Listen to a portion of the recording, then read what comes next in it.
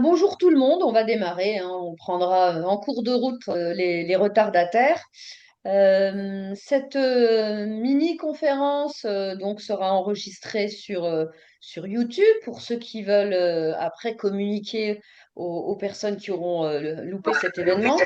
Je vous présente à toutes et à tous mes meilleurs vœux pour cette année 2026. Je vous souhaite évidemment la bonne santé et puis de réaliser tous vos plus beaux projets et beaucoup de bonheur. Donc le sujet du jour, Gaëlle, la présidente de la commission Centre-Équestre, est encore sur la route, mais elle nous rejoint très rapidement sans prendre trop de risques sur la route.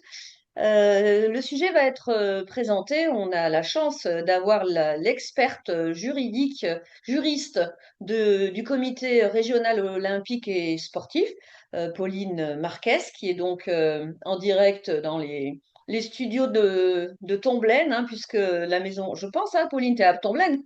Non, je suis à Chalon, moi. Ah bah Chalon, bah voilà, bon bah raté, bon c'est pas grave. On a quand même voilà beaucoup, on va dire de facilité à travailler avec le comité régional olympique et sportif puisque le siège social est basé à Tomblaine, à la Maison des Sports où nous avons également notre siège social. Donc merci beaucoup Pauline pour voilà nous exposer, nous expliquer toutes les complications concernant, on va dire, les remerciements, les défraiements, les aspects, on va dire, économiques des CERFA, tout ce qu'on peut faire pour remercier un bénévole, parce que aujourd'hui, évidemment, le souci principal dans le sport, c'est de recruter des bénévoles. Alors, on a des officiels de compétition qui sont bénévoles à 50%, à 90%, à 95%. Certains demandent rien du tout, d'autres se font juste défrayer leurs kilomètres. Donc tout ça par l'intermédiaire de ces fameux papiers, les CERFA, qui, pour ceux qui payent des impôts, permettent d'avoir quelques déductions en fin d'année. Nous avons également besoin de beaucoup de bénévoles dans les centres équestres parce que quand on accueille des groupes nombreux, avoir un petit coup de main, eh bien, ne serait-ce que pour l'accueil, hein, sans être évidemment, sans avoir aucune responsabilité dans l'accompagnement du groupe, mais on a toujours besoin de monde et bien évidemment, lors de nos compétitions, l'organisation des concours, eh bien, dans l'équitation, je pense encore plus qu'ailleurs, on a besoin de bénévoles dans les buvettes, bien entendu, mais on a également besoin de bénévoles sur le terrain pour ramasser les obstacles qui tombent, de bénévoles pour accueillir les cavaliers sur les parkings. Enfin, c'est vraiment un fonctionnement qui nécessite de recruter, de fidéliser beaucoup de bénévoles. Et ça, c'est vraiment pas facile. Depuis le Covid, on a vu qu'il y avait beaucoup de difficultés à recruter. Donc, on va essayer de trouver tous ensemble cet après-midi des solutions, enfin cet après-midi, là, pendant l'heure qui suit, des solutions et puis surtout ne pas faire de bêtises. Et Pauline va nous expliquer ce qui est possible et ce qui est surtout voilà, dangereux. Merci beaucoup, Pauline. Merci. Je vais vous partager mon écran. Hop.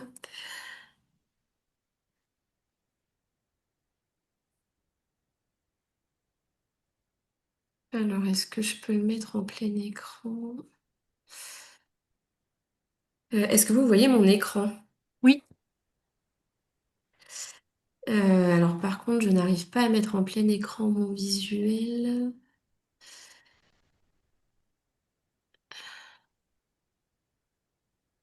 C'est déjà très Hop. lisible, hein, comme ça. Voilà. Est-ce que là, vous le voyez en plein écran?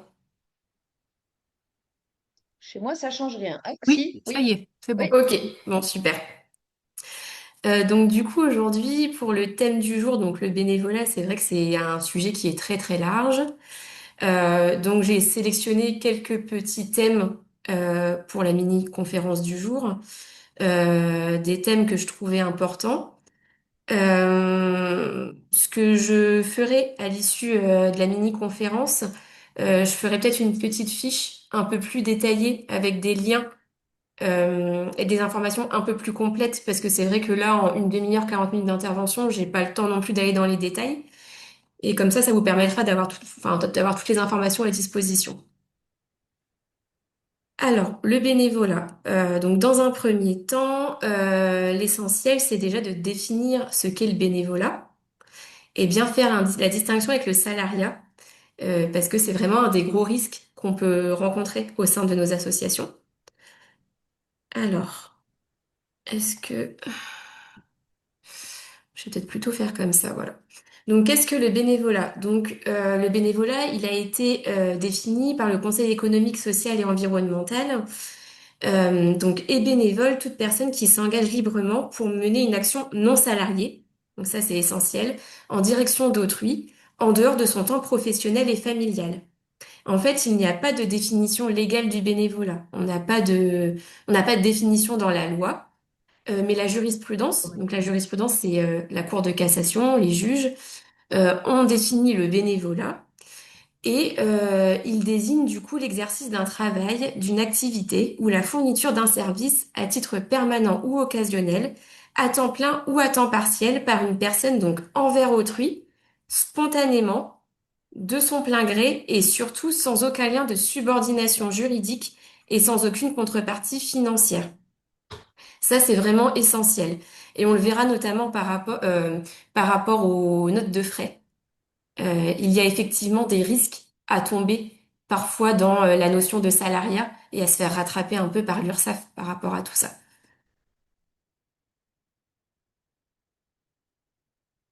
Donc, par rapport à l'engagement effectivement des bénévoles, on se rend compte qu'au fil des années, c'est de plus en plus compliqué de fidéliser des bénévoles.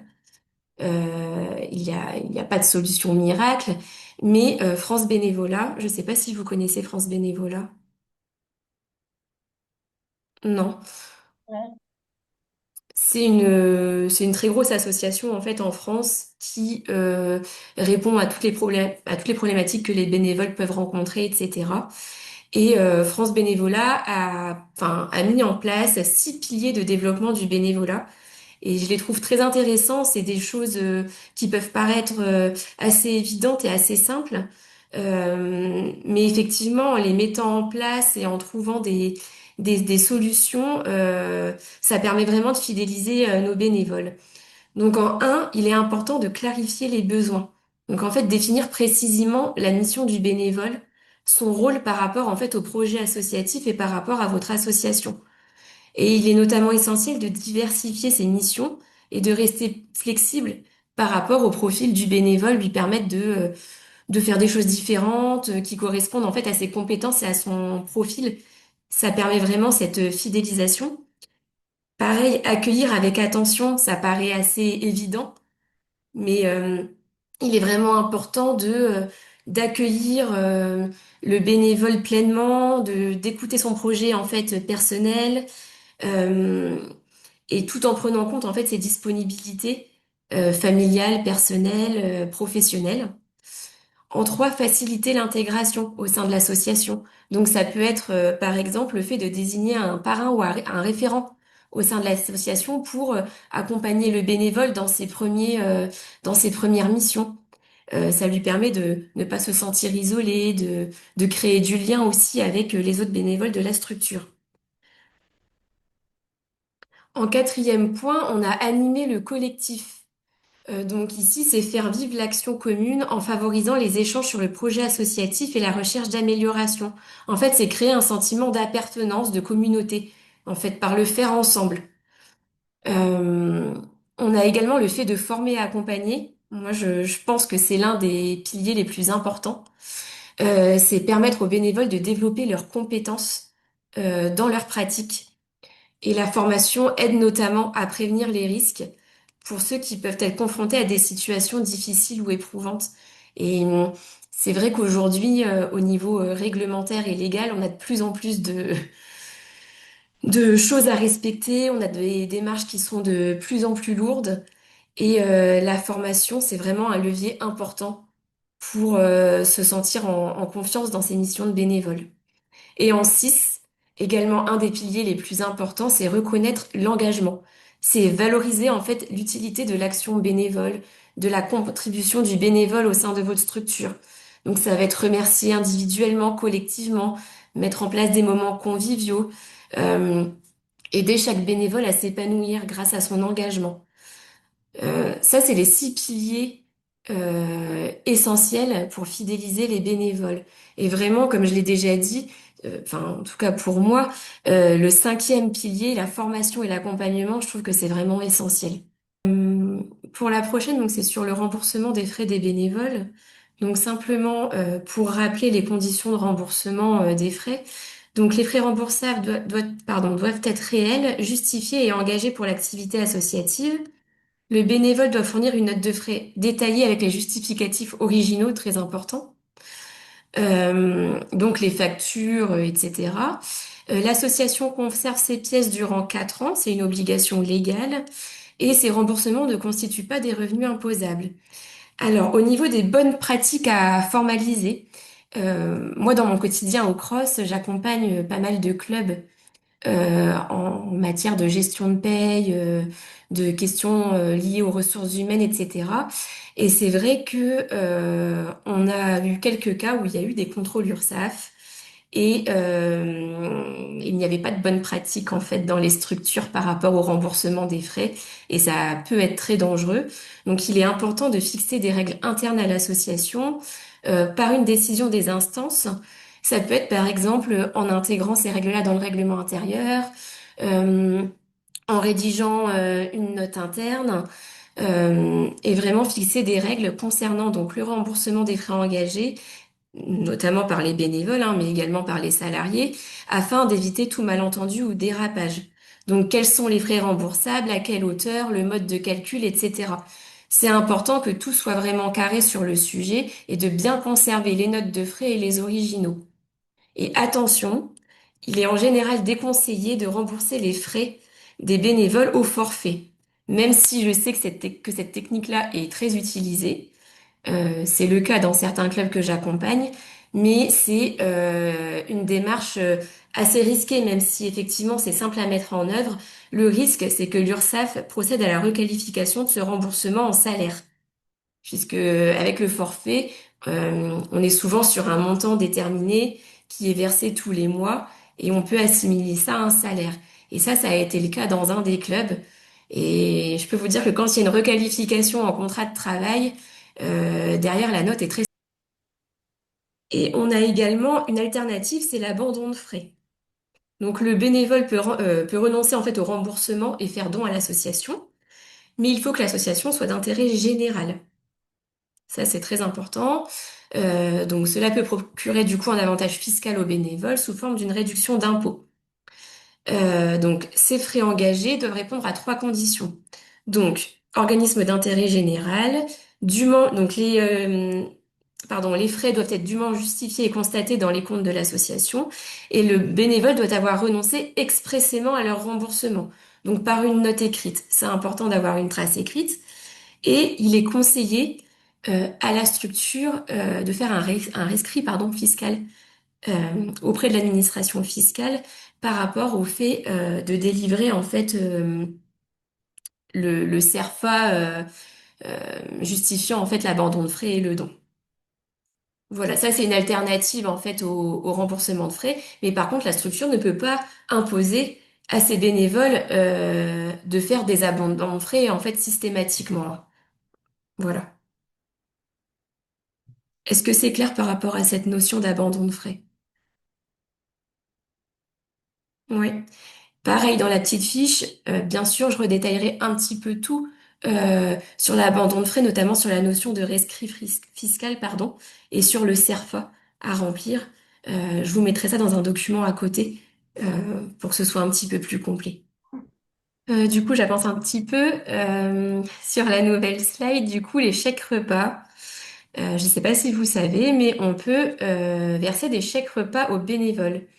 Donc ça, c'est un peu comme les tickets restaurants pour les salariés, mais le régime n'est pas tout à fait le même.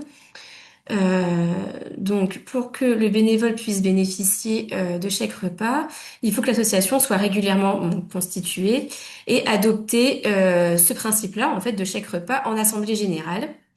Et il est important que l'association tienne donc à jour la liste des bénéficiaires et définisse le montant de ce chèque repas et les modalités d'attribution. Donc tout ça doit passer en assemblée générale, c'est essentiel. Le fonctionnement. Ce sont des titres qui fonctionnent comme les tickets restaurants pour les salariés. Donc, ils permettent à un bénévole de payer en partie ou totalement son repas au restaurant ou alors dans un endroit euh, qui délivre des plats préparés par un restaurateur. C'est important parce que contrairement aux tickets restaurants, les chèques repas ne peuvent pas être utilisés dans les commerces alimentaires. Voilà la grande différence entre les deux. La valeur faciale maximale, elle est fixée à 7,40 € en 2025. J'ai pas les chiffres pour 2026.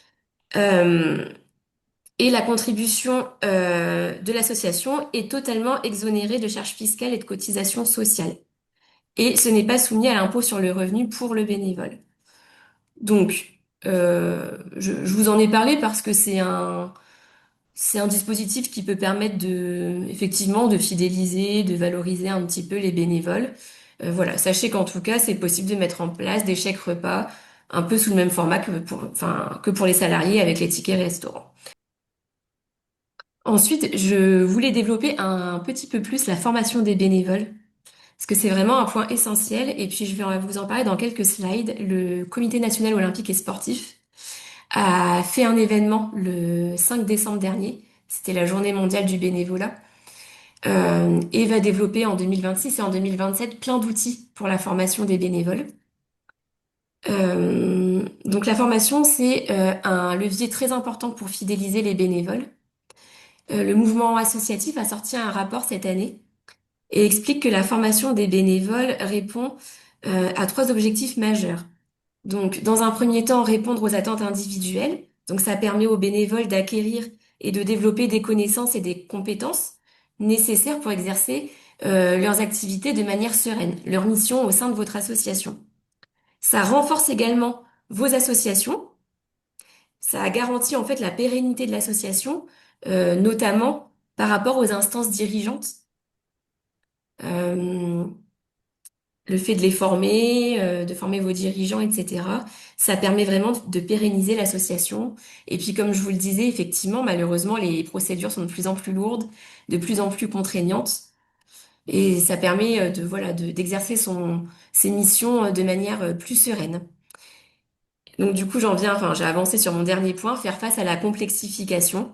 Donc, outiller les dirigeants associatifs face à la multiplication des textes réglementaires et des obligations, ainsi qu'aux exigences croissantes et la professionnalisation du secteur associatif, c'est très important. Euh, Moi, au quotidien, quand effectivement, avec mes collègues, on accompagne les clubs, les ligues, dans leur démarche ressources humaines, etc., on se rend compte qu'effectivement, la formation, c'est essentiel. On a de plus en plus Enfin, malheureusement, le monde du travail devient de plus en plus procédurier. Les salariés sont de plus en plus procéduriers. Et voilà, il est important d'avoir tous les outils nécessaires pour exercer ces missions. Pareil, dans la petite fiche que je vous ferai, je vous mettrai les liens de plusieurs structures qui dispensent des formations, euh, notamment dans le domaine de la professionnalisation, euh, si ça vous intéresse. Toujours par rapport à la formation des bénévoles. Donc, on a des dispositifs. Le compte engagement citoyen. Je ne sais pas si vous connaissez ou si vous en avez déjà entendu parler. Donc, je vais appeler ça le CEC pour être plus rapide. Il permet pour certains bénévoles engagés et sous réserve de certaines conditions de bénéficier de droits à la formation supplémentaire crédités sur le CPF, donc sur le compte personnel de formation. Il faut remplir l'une des missions suivantes pour en bénéficier, donc soit siéger dans l'organe d'administration ou de direction de l'association, ou alors avoir pour mission l'encadrement d'autres bénévoles. Donc il faut remplir l'un ou l'autre de ces critères-là. Et il faut réaliser un bénévolat de 200 heures au cours de l'année civile écoulée, dont au moins 100 heures dans la même association. Ça, ce sont les critères pour bénéficier de crédits supplémentaires en fait sur son compte CPF, grâce à son activité de bénévolat. Donc ça peut être intéressant euh, si un jour vous souhaitez faire une formation, vous reconvertir. Enfin voilà, c'est un dispositif qui existe. On en a un deuxième, c'est la validation des acquis de l'expérience. Donc c'est assez vieux, ça existe depuis 2002. La VAE, elle est ouverte aux activités bénévoles et elle permet en fait d'obtenir, alors en partie ou totalement, une certification, donc un diplôme, un titre à finalité professionnelle, un CQP. Et la condition, c'est de justifier d'une expérience d'au moins un an. Donc dans une activité qui a un rapport avec le diplôme recherché. Donc un an, c'est 1607 heures, continue ou non. Voilà. Je vous ai mis en dessous, là, tout en bas de la page, le site vaebénévole.association.gouv.fr. Vous avez vraiment toutes les informations sur la VAE et comment en bénéficier. Et donc, comme je vous le disais, avec le CNOSF, donc il y a eu une conférence le 5 décembre dernier dédiée à la valorisation des bénévoles. Et le CNESF a annoncé plusieurs projets pour 2026 et 2027 sur le sujet. Enfin, c'est vraiment une action qui va être au cœur de la prochaine Olympiade pour le CNOSF. Et le but, c'est que pour le dernier trimestre de 2026, c'est de créer un portail digital permettant aux bénévoles, donc du mouvement sportif, d'accéder en fait à la diversité des offres et des services qui peuvent leur correspondre en termes de formation. Donc ce sera vraiment un point d'entrée unifié où le bénévole pourra retrouver toute l'offre de formation dans son domaine. C'est ce qui manquait un petit peu aujourd'hui parce que c'est vrai que bah, le bénévole peut se former dans plein de domaines différents, mais il faut bah, voilà, faire des recherches, essayer d'aller à droite, à gauche, trouver des informations, c'est pas très clair, c'est pas très évident. Et là, on aura vraiment un portail digital qui va tout recenser en fait. Et avec l'appui du coup du ministère et de la Caisse des dépôts, le CNOSF souhaite inscrire le sport parmi les secteurs prioritaires du développement des outils publics de reconnaissance des expériences. Donc le compte d'engagement citoyen, ce que je vous ai expliqué tout à l'heure, le passeport de compétences et l'outil Brio. Alors l'outil Brio, c'est un outil qui a été mis en place par une start-up avec le ministère où le bénévole va pouvoir entrer sur un portail sécurisé, toutes ses expériences, les compétences qu'il a pu acquérir dans ses missions bénévoles, etc. Et en fait, il va pouvoir en fait avoir un espèce en fait de CV du bénévole avec toutes ses compétences, toutes ses missions, tout son historique. Et il va pouvoir trouver des formations adaptées, demander par exemple la rédaction de lettres de recommandation par les associations dans lesquelles il a été, etc. Donc ça va être développé, je crois, début 2027. Je vous ai mis pareil le lien en dessous. Il est déjà possible d'accéder à cet outil-là, qui est vraiment très bien fait. Euh, et le monde sportif doit mieux faire reconnaître la richesse de ses parcours et ouvrir aux bénévoles de nouvelles perspectives. Donc là, le but cette année pour le CNO, c'est de relancer donc la validation des acquis de l'expérience, ce que je vous ai expliqué tout à l'heure, l'obtention plus rapide de crédits de formation et accéder en fait à des micro-certifications ou à des open badges. C'est ce qui a été décerné en fait aux bénévoles, enfin aux volontaires plutôt, lors de Paris 2024. Donc avec les missions en fait réalisées, euh, en fait, des certifications appelées Open Badge ont été délivrées à ces bénévoles. Et en fait, c'est des certifications, voilà, qu'on peut mettre dans notre CV pour nos expériences professionnelles futures, etc. Le but, c'est vraiment de valoriser toutes les compétences qu'un bénévole peut acquérir au cours de ses missions bénévoles. Parce qu'en fait, ce qu'un bénévole apprend, développe sur le terrain au sein de son association, c'est des compétences qu'il va pouvoir développer, mettre en œuvre aussi dans son parcours professionnel. Et là, le CNO veut vraiment développer cette reconnaissance-là. puis ensuite, un dernier petit point, mais on en a déjà parlé tout à l'heure, sur les responsabilités et assurances. Alors c'est un sujet qui est assez complexe parce qu'effectivement, selon le dommage qui a été causé, enfin l'événement en tout cas qui est arrivé, les responsabilités vont être différentes selon le dommage causé, qui a commis la faute, etc. Donc on va pas rentrer dans dans ces détails-là parce qu'il faudrait faire du cas pratique sur chaque situation différente. Euh, mais en tout cas, donc quand le bénévole est victime d'un dommage, donc en fait, on a une convention tacite d'assistance, on va appeler ça comme ça, qui lie automatiquement l'association au bénévole.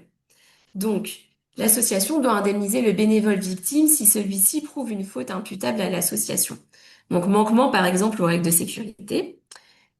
Ça, c'est le cas où le bénévole est victime d'un dommage. Cependant, l'association peut s'exonérer totalement ou partiellement en cas de force majeure, de fait d'un tiers, ou bien sûr si le bénévole est à l'origine lui-même de la faute. Donc ça, c'était simplement pour vous rappeler ce premier cas. Et le deuxième cas, c'est quand le bénévole cause un dommage à autrui.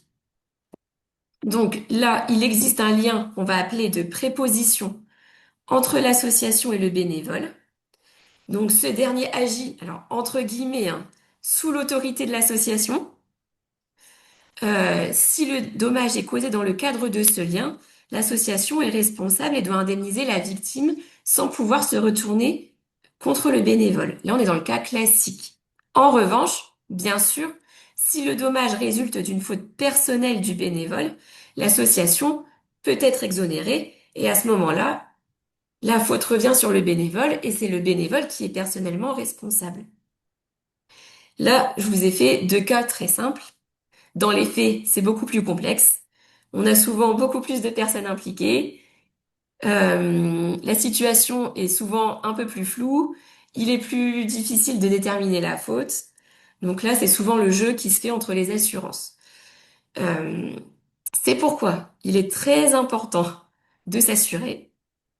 J'ai remis une référence à l'article L321-1 du Code du sport qui dispose que les associations, les sociétés et les fédérations sportives souscrivent pour l'exercice de leur activité des garanties d'assurance couvrant leurs responsabilités civiles, celles de leurs préposés salariés ou bénévoles et celles des pratiquants du sport.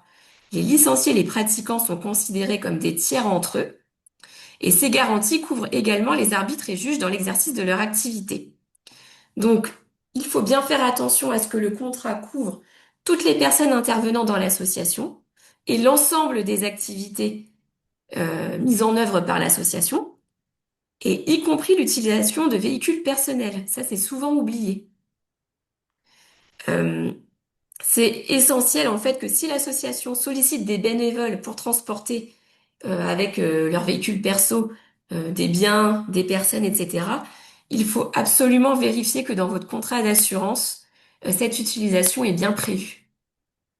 Parce qu'on a déjà eu des cas où c'était pas le cas et les conséquences sont assez dramatiques. Donc, comme je vous le disais, j'ai fait quelque chose d'assez succinct dans le temps qui m'était imparti. Je suis pas rentrée non plus dans des détails très très précis. Euh, Je vous transmettrai du coup le PowerPoint que je vous ai présenté là, puisqu'il y a des liens vers des sites internet. Dans les prochains jours, alors peut-être pas demain, juste le temps que que je termine de rédiger ma petite fiche, mais je vais développer notamment tout ce qui concerne les frais, la distinction bénévolat-salariat avec des jurisprudences, enfin des exemples. La question aussi des responsabilités et des assurances. Je vais mettre quand même un petit peu plus d'éléments. Et comme ça, ce sera joint au PowerPoint et vous aurez un peu une petite fiche toute faite avec, avec des infos. Et puis, si vous avez des questions un peu plus précises ou des cas un peu plus pratiques, n'hésitez pas peut-être à questionner Gaëlle qui reviendra vers moi ou me donnera vos coordonnées. Et ça me dérange absolument pas d'échanger avec vous à côté si vous avez des questions un peu plus complexes.